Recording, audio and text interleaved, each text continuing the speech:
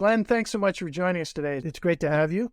I was born in North Bay. You were born in the other bay, Thunder Bay, which a lot of people get confused. Thunder Bay is a little bit further away from Toronto. And for our listeners who may not know, Thunder Bay was created in 1970 when Port Arthur and Fort William were amalgamated. And I have to ask, what were citizens of each called? Were they Port Arthurians? Were they Fort Williamsons? What were they? I think we should refer to them as the other folks across the other side of the tracks. Which one were you? Did you grow up in Fort Williamson or Port Arthur? I was a Fort William guy. Oh, okay. We'll say that you were one of the good guys. What was it like growing up in the Lakehead? It was excellent because it was a humble, small city to cut your teeth and be surrounded by hardworking people who had a common view to just living a good life and working hard. And many of us had aspirations for a bigger picture type atmosphere. Hence, we left the city to come to Southern Ontario to get an education and to get on our way to do what we wanted to do professionally. A lot of people also went west. I guess Winnipeg is a heck of a lot closer to Thunder Bay than Toronto, which a lot of people are not aware of. Your father was a car salesman. What do you remember about him? A lot of great things. As a matter of fact, he just passed 2 weeks ago. Oh, I'm so sorry. He lived to the ripe age of 97, so he had a good ride. He was an essential service guy. He looked after his customers. He was absolutely fixated on making people happy that way. Good business breeds business, and he worked really hard to make sure that his customers were always looked after, no matter what. He was a social butterfly as well, heavily involved in Kiwanis, Knights of Columbus, at the church. And he was a self-endearing guy. And after my dad just passed, I received numerous emails from friends and family relating back to how great really enjoyed my father's company and how much of a stand-up gentleman he was. Wonderful legacy. Is your mom still with us? No, my mom unfortunately passed about 5 years ago, so she passed at the ripe age of 94. Wow, I hope you've got those genes. She was, I understand, a fairly bold woman who wasn't afraid of much. Could you tell us a bit about her? There were 9 kids in the family, 8 guys, and my dad being off at work and such, my mom was left at the helm to run the ship, and not a lot of money to go around and bring in service technicians to fix the ever running washing machine, dishwasher, etc. But my mother wasn't afraid of anything. She said, "I got the can-do attitude. I'll pull the dishwasher out. I'll pull the washing machine out." I always said, "Mom, what are you doing?" She'd say, "No, damn washing machine won't work. Take it apart and fix it." And I said, "Mom, I'm learning something here." She'd take the wires off, or she'd take the machine component down to the store and say, "Look, I don't think this thing works." And the guy to put a multimeter to it and said, "Yes, ma'am, you're right. Here's a new one for $50. Take it home." And she was the hero of the day because she just knew how the thing clicked or didn't click properly. She sounds like an amazing woman. She was an amazing woman. You mentioned you've got 7 brothers and 1 sister. Where are you in the pecking order? I was the third from the bottom. So you took the leftovers and hopefully everybody still gets along. Could you tell us a bit about your siblings? They all left Thunder Bay to come here to go to school. 3 brothers went to Guelph and studied fine arts. My eldest brother was a landscape architect. My next brother was an artist, still is an artist. My one brother passed away from cancer. They all went on to careers, and we all followed our passion, if you want to put it that way. Your parents were heavily involved in the community and their church, and you've said they let you and your brothers and sister be kids, even when you were tearing the house apart. I hope you didn't tear it apart too often. Well, my mom was good at putting it back together again. Do you think that freedom to explore had a lasting impact on all of you, or did it instill a sense of creativity? Absolutely, absolutely. I swear to God it did. It gave us the opportunity to explore, having an exploring type moment myself. Being in the basement, my one brother, he wanted to be a chemist, and he had his own chemistry lab playing with weird and wonderful chemicals. I had my own little lab underneath the stairs. I wanted to be an inventor. Hence the early engineering was kicking in, I guess. Where did you go to school? I'm assuming it was in Thunder Bay. High school in Thunder Bay. Then we all left one by one, and I couldn't get into engineering school anywhere else because my marks weren't good enough. I was too busy running. I was a competitive runner, so I spent a lot of time in running shoes and traveling the country. But my brother said, "Your mindset, I think you should go to engineering school." Applied to Ryerson. They gave me a conditional offer upon going back to summer school and picking up English mark in grade 13 English. So I did. So I got a conditional offer, came to Ryerson, did my 3 years for a mechanical engineering diploma, but then found out subsequently I couldn't get a professional engineering license. So I embarked on a long journey of 10 years of night school at U of T to get my professional engineering designation. I look forward to getting into that. You mentioned you were a runner. How competitive were you? Well, the guys I ran with ran sub 4-minute miles. That was a pretty competitive bunch. Olympic class runners. And I was 15 seconds off the pack. They all got scholarships, but me, I wasn't scholastically gifted anyways, but I was pretty good on 2 feet. Came down to Toronto. You went to Ryerson, which is now Toronto Metropolitan University. And your degree at Ryerson was in mechanical engineering technology. And at that time, Ryerson was not an accredited university. If I recall correctly, some students had difficulty landing a job after graduating simply because their degrees were not recognized. And it sounds like you had a similar problem. I didn't have a problem getting a job. I started earlier than my roommates. There was a really bad recession in the early 80s. Many of them opted to stay in school to get further education. And I said, I'm going to go hunt for a job. I want to get married. I went to hunt for a job and I went for my first interview and I flunked out of that one, but I went to my next interview and we hit it off immediately and they hired me on the spot. And who was that with? It was a very small company called Constant Temperature Control Limited. It was a father-son operation here in North Toronto. And is that company still around? No, they're not. They were in this industry that I'm in now, so I cut my teeth with them, if you want to put it that way. Work by day, building environmental chambers and clean rooms, all kinds of funky stuff. You were going to night school, you're working during the day, and you went to night school for how many years? 10 years. Most people would have given up. That's where the statistic comes from, that anybody who applies through this program in that manner, only 2% make it. That's a teaser to me that says you can't cross the finish line 26 miles, aka a marathon or whatever, at this certain timeline. That's a challenge to me that says you can't have this piece of paper. That's the worst thing you can say to my mindset. So I said, I'm the 2% crowd, not the 98% crowd. So I did what I had to do to get the 2% bracket. You eventually landed at Honeywell, where you spent quite a few years. What was your starting job at Honeywell? I was a project engineer. And what did that entail at that time? It was an interesting venture because the first day I started, my boss said, today's your lucky day. We're off to our first job site meeting. We're going to a confectionery plant called Nestle's downtown on the west end near the annex. They had a plan to rebuild a 100-year-old chocolate factory to bring it into the new millennium. And the first project was upgrading the Smarties manufacturing facility. So I spent 5 years in a chocolate plant. I became almost an employee of Nestle's, but I was an employee of Honeywell, but I was an on-site engineer, so I had my own office. And it was a journey and a half. I loved every minute of it. And I love chocolate. As do I. Thank you so much for your service, sir. Where were you living at the time? My wife and I got married. Our first house was in Scarborough, and then my boss from Constant Temperature, he lived in King City and said, you're going to raise a family. It's a great place to raise a family. King City is a nice old quaint village, but we just couldn't afford it. We worked our way up, and we ended up living in King City for many, many years. We're raising our kids there. If I understand correctly, in 1996, you graduated from University of Toronto with a degree in mechanical engineering. From there, you continued on with Honeywell, and in 8 years, you went from being an entry-level project engineer to senior project engineer, and then in 1994, you became an account executive. Was that a sales position? Essentially, yes. And what about that job do you recall? I picked up naturally the Honeywell account. I managed the Nestle's account on behalf of Honeywell, to which I had enjoyed much success because I was already 6 years within the chocolate factory. Whatever work they were doing, they were spending $100 million over 6 years. I was at the forefront of helping guide that ship to bringing this old factory up to today's standards. I was a lucky salesman. All I had to do was look after these guys and just tell them what they wanted to hear, turn them into reality, and the rest was history. Wow. In January 1998, you were appointed National Sales Manager of Energy Services. What is that?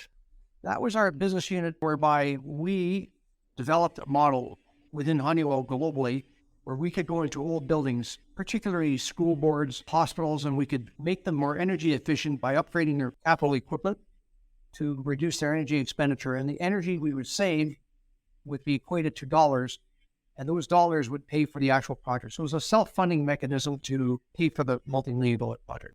Infrastructure is old, money's tight, but you're going to pay the electrical man anyway. So if we could shave off money on the electrical, water, and gas bills, use that to fund the actual project to pay for itself. And we would guarantee the energy savings. Being Honeywell, we had deep pockets, and if there was a shortfall in the energy savings, we would pay the difference on the mortgage that we took out on the loan. no-lose proposition, and it was a very successful business. And it sounds like a wonderful opportunity. So you were there for about 7 years and eventually left the company in 2005 to start Labworks. And I would appreciate you walking us through this time. First, where did you get the idea for the company? It had been noodled around in the back of my head for many years that I wanted to be an entrepreneur, but I just didn't know what. I knew it had to have real firm teeth in order to be successful. I just didn't know what I was going to do. I mean, I was enjoying the ride at Honeywell. The higher I rose up in the ladder, the less I liked it. The politics got thicker and the baloney got thicker. It wasn't my type of environment. However, given my industry experience building environmental chambers for constant temperature control, I think I could maybe start a business unit within Honeywell doing the same thing, and they allowed me to do so. I came across something and I invented it further. I think this is my ticket out of Honeywell. And I spoke to my boss and said, I've got an idea. I want to go to the market with this product only within Canada. I had some great success early on.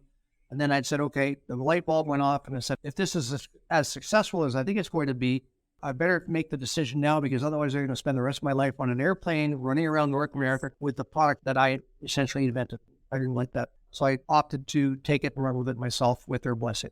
So Labworks is a spin-off of Honeywell, if you want to put it that way. And did they have an equity share in it when it first started, or were you bootstrapping yourself?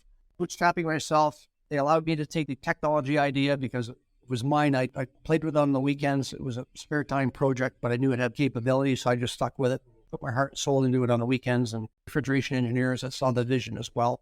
And we turned that vision into a reality. So you knew heading out the door that this thing was going to fly. I did. I had a very, very strong suspicion it was going to fly. Labworks specializes in providing turnkey design build solutions for critical applications. What exactly does that mean? Can you put that into layman's terms?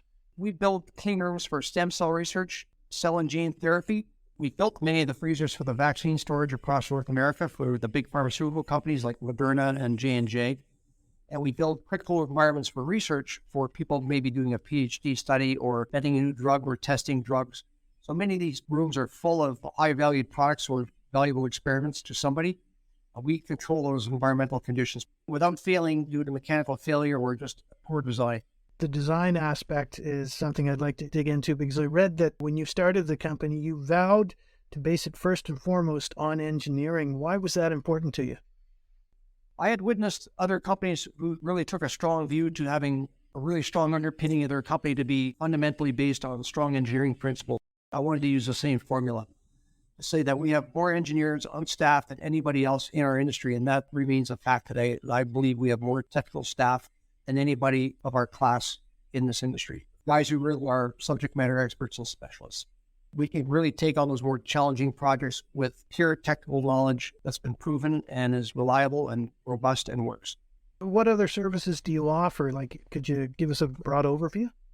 Anything that requires a climatic controlled environment, be it temperature, humidity, cleanliness, or raw product storage, mainly finished goods. We build a lot of big 3PL coolers and freezers for the trucking and the storage industry that they are in turn hired by the pharmaceutical companies to act as a repository for their drugs because they don't have the infrastructure themselves. They'll rent out temperature controlled spaces from these other folks. When would a company want you on their radar? At what point of their development stage should they be saying, hey, I got to call those guys up in Woodbridge? Once they conceptualize what it is that they want to do, AKA they have to develop a user requirement specification. And this is the recipe for describing in great explicit detail what it is they want to do with the environment, what they want to achieve. Then we take that and we digest it and we turn it into a design, which then we turn into a working solution via pulling the various products and services together to make it work. Like an integrator. We integrate various parts and pieces of the puzzle to pull it together to make a cohesive solution work. Where has business taken you so far geographically? How far afield? All across North America, and some conversations to looking at projects in Korea and Mexico and possibly Puerto Rico. Would 50% of your business be Canadian? Would it be 80%? Right now, it's about 50% Canadian, 50% U.S. There's a tremendous amount of pharmaceutical development going on in the United States, plus manufacturing. They have absolutely mega projects going on in places like North Carolina, Denver, San Francisco, the Boston area, etc. And interesting, they're all tied to the biggest universities in the country, where the brains exist. Yeah, exactly. We hope you're enjoying today's show and would like to remind our listeners the NGB Ideas podcast is part of Next Great Big Ideas, Canada's Life Sciences Innovation Summit. This one-day speakers event is taking place at the Hamilton Convention Centre on Monday, October 2nd. For details, please go to nextgreatbigideas.com.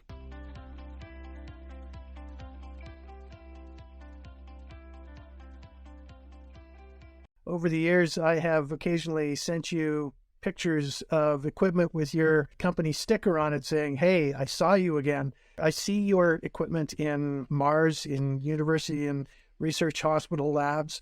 And every time I see it, I think, you know what, that sticker's just good old-fashioned basic marketing. And where do you get your leads? Are you pulling business in, or is it just coming to you because of who you are?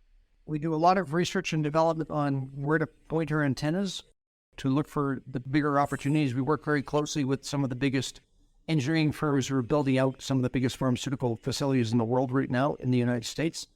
And they've come to know us by first name because everything we touch for them turns to gold. They haven't had a lot of great traction with some of our counterparts. Everything we touch, we do it very, very well. The case being Johnson & Johnson, we did a job for them here in Markham, and one of their big engineering managers came up from Pennsylvania head office, came to the Markham facility and stood back with his arms crossed and basically said, this is beautiful and it works tremendously well. Who are you guys? And then I explained to him, a married band of crazy engineers.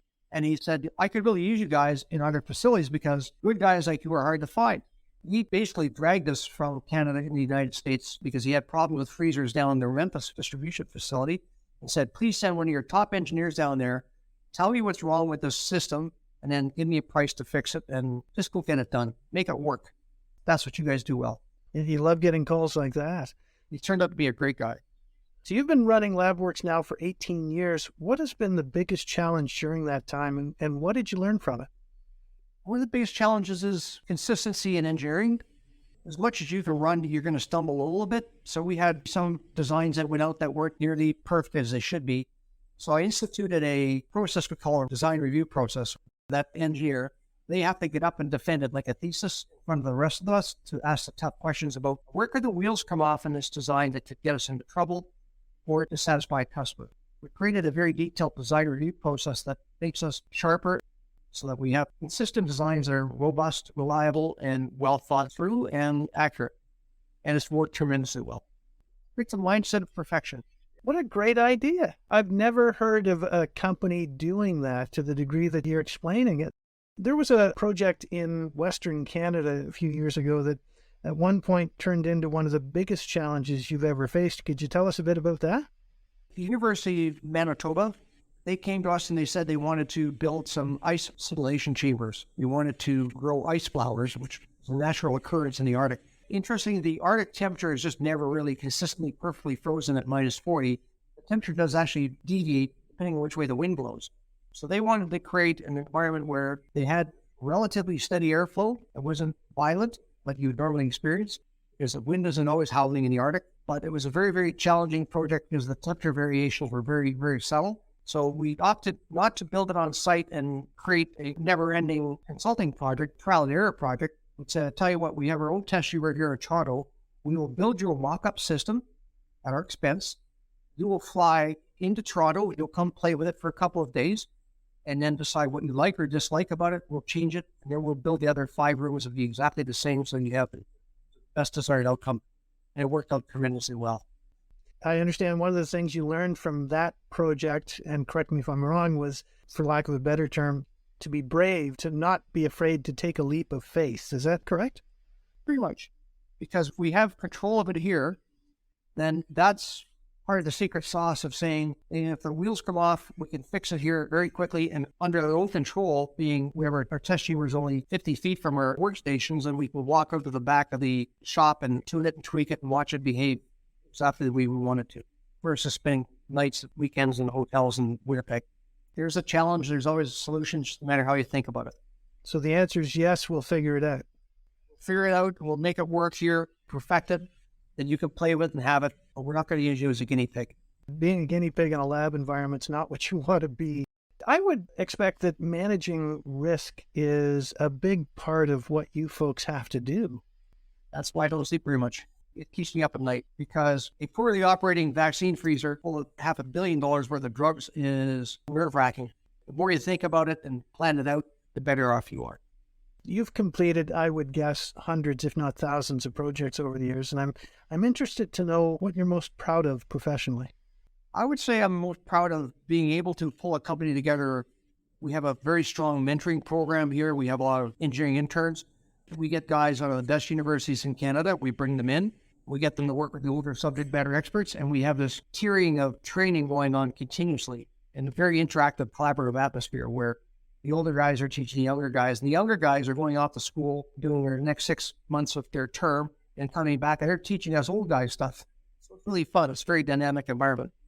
The hiring and the team, I suspect, like many other companies, was affected by COVID. Were you folks working remotely over the last few years? A bit of both. COVID, fortunately, was good to us because of the requirements for building vaccine facilities. Strong part of our business today.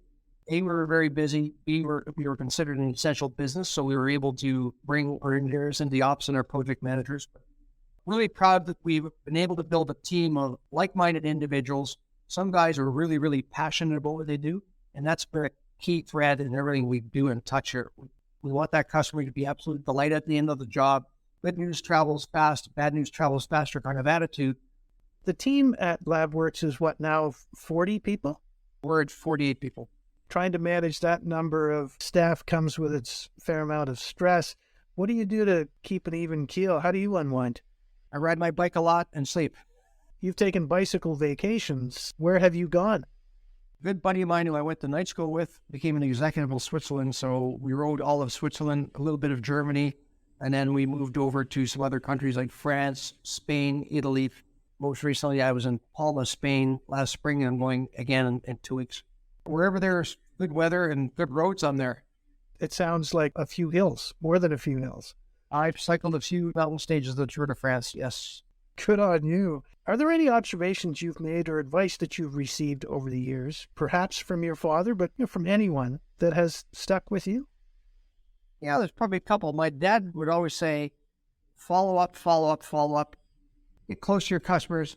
My dad was just incredible how he would follow up with people. He would send them personalized birthday cards.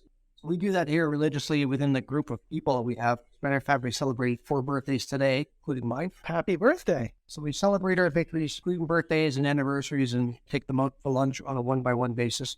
Following up with customers is a big thing. Being connected to the industry is very important because the industry, of course, is in a constant state of flux. If you fire your ear to the rail all the time, then you know where the market's moving and shaking, and you can anticipate those moves. I would suspect that, based on what you said earlier about your mother, that she probably had some pretty good words of advice as well. Work hard and be better than anybody else. Good words to live by. I'm sure have listeners who are just starting out in their careers. Is there any advice you would impart to them if you had the opportunity? Don't put off tomorrow what you can do today. Be a man of action or a person of action. Be passionate about what you do. Otherwise, go find something else. Because if you love what you do, it's not work. It becomes a really fancy hobby. Yeah, good point. I'm so blessed that this is just a great hobby, and I love it.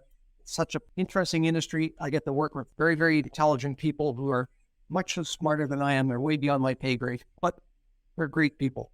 They're on a mission to solve cancer and move stem cells around so they cure people. It's incredible. I know from experience and from reputation that you and your team are some of the best in the business, and I really do appreciate you making the time to join us today. There was one situation I'd like to touch on. I read that you had a Tim Hortons coffee in Dubai that taught you a lesson about setting client expectations and about the importance of customer service. Do you remember what happened? I was so impressed how a Tim Hortons coffee in Dubai tasted exactly the same Tim Hortons coffee I had here in Toronto. And to me, that meant that they have great processes within an organization to be able to deliver the same consistent product anywhere on the planet. There's a lot of change taking place in the Canadian life sciences community at the moment.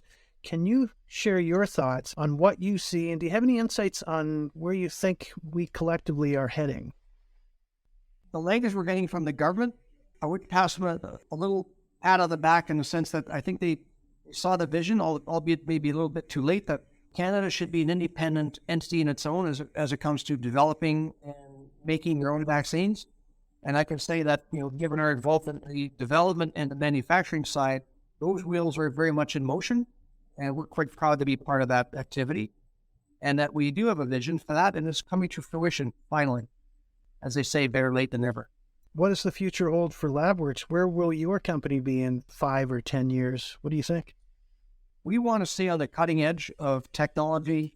We want to stay on the cutting edge of requirements from our clients. The more they challenge us, the better we get. It really challenges our engineering skills to the highest level, and we take that across the organization to the more senior engineers we have, the young interns, the guys maybe doing their master's degrees, etc.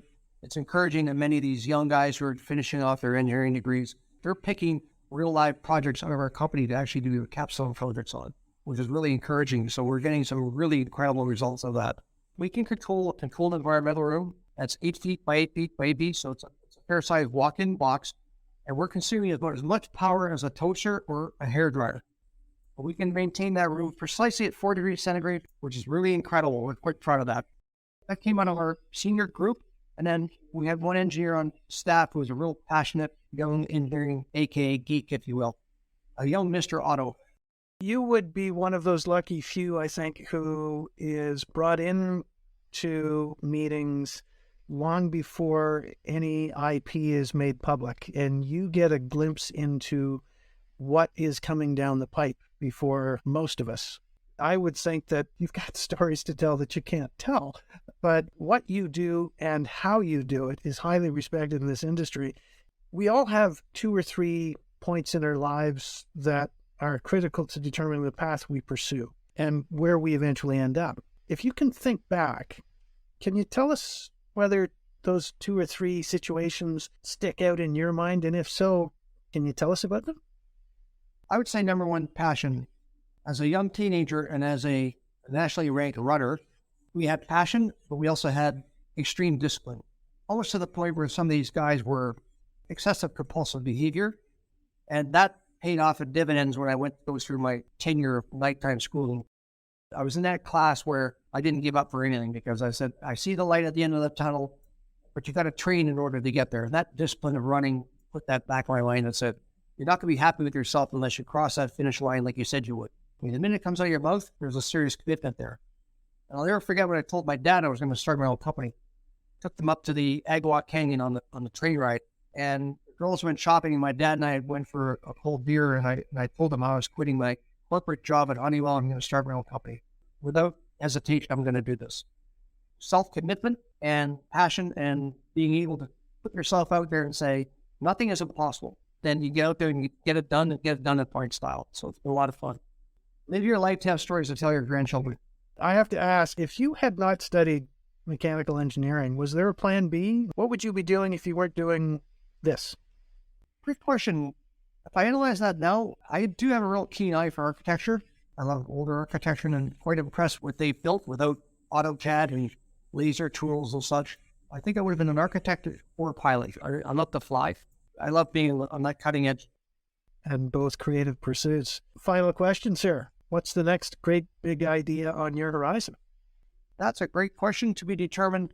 I would say it's to challenge our team to look for those little nuggets of self-improvement and things that we can improve upon with our customers who are being faced with challenges every day with CFC legislation. How do they pick the right refrigerant for the refrigeration cycle? How do we make it more energy efficient? How do you make it more serviceable? How do you make it easier to use? Get it done for fewer dollars and make it more reliable or more robust and add that extra level of service above and beyond that. Continued success in all areas of self-improvement. Be better tomorrow than we were yesterday. Your biggest competitor is the one in the mirror. That's correct. I really appreciate you taking the time to join us today. Thank you. That was Glenn McCarthy, President and CEO of Labworks International in Woodbridge, Ontario. You can learn more about Glenn and his team at labworksinternational.com. This week's episode was researched and edited by Tisha Prasad. If you'd like to learn more about us, you can find us at LabOccupier.com and on social at LabOccupier. You can email me at jwilson@leonard.com. On a final note, We'll appreciate you promoting us online with the hashtags NGBideas and NGBI. Thanks so much for listening.